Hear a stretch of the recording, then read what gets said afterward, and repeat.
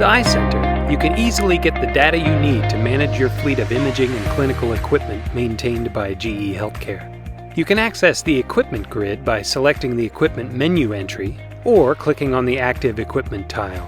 The active equipment grid presents the whole fleet of equipment maintained by the GE HealthCare service team. The grid lets you view and compare data across your equipment. Data can be filtered or sorted. You can also use the search function to locate particular equipment and view the related equipment information. Review the complete service history as well as access service request detail. All data can be downloaded to Excel for further analysis or imported into your maintenance management system. If you frequently access a certain set of systems, you can save your current view as a custom view. You will be able to recall instantly your applied filters, sorting, and column order.